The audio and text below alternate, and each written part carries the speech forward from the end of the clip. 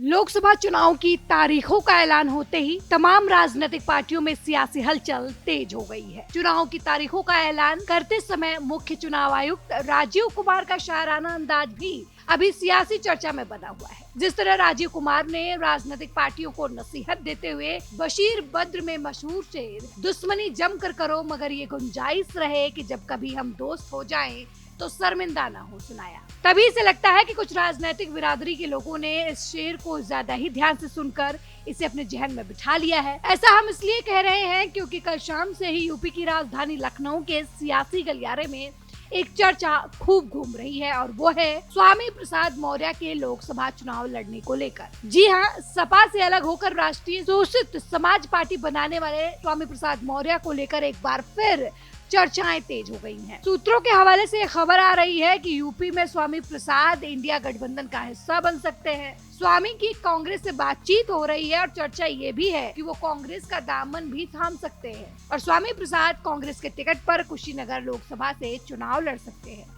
कांग्रेस स्वामी प्रसाद मौर्य को कुशीनगर से प्रत्याशी बना सकती है। हालांकि इस बारे में अभी कोई बयान सामने नहीं आया है। आपको बता दें कि स्वामी प्रसाद मौर्य से बीते रविवार को लखनऊ में कांग्रेस के प्रदेश प्रभारी अविनाश पांडे से मुलाकात थी।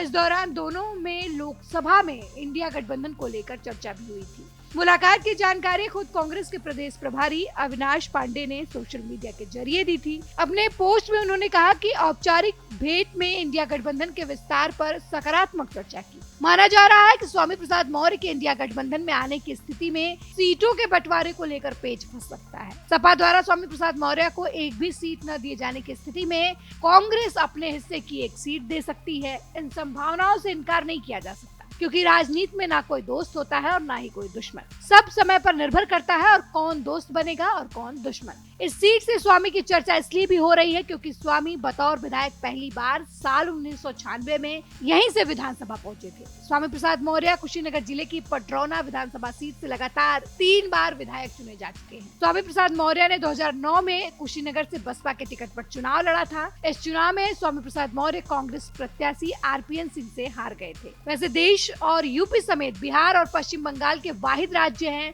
जहां इस लोकसभा चुनाव में 7 चरणों में संपन्न चुनाव होंगे। यूपी के बस्ती मंडल में छठे चरण में 25 मई को, गोरखपुर मंडल की सीटों पर 1 जून के 7वें चरण में वोटिंग होगी। वहीं गोरखपुर बस्ती मंडल की कुल 8 लोकसभा सीटें हैं। गोरखपुर मंडल में गोरखपुर, देवरिया, महाराजगंज, कुशीनगर, बांसगांव और बस्ती मंडल में बस्ती, संत कबीर नगर और डुमरियागंज है। अब ये देखना दिलचस्प होगा कि स्वामी प्रसाद मौर्य किस पलड़े पर जाकर बैठते हैं। वो कांग्रेस के साथ जाते हैं या फिर अकेले चुनाव में अपना उद्घोष करते हैं। ऐसी तमाम खबरों को देखने के लिए देखते रहिए आर्या न्यूज।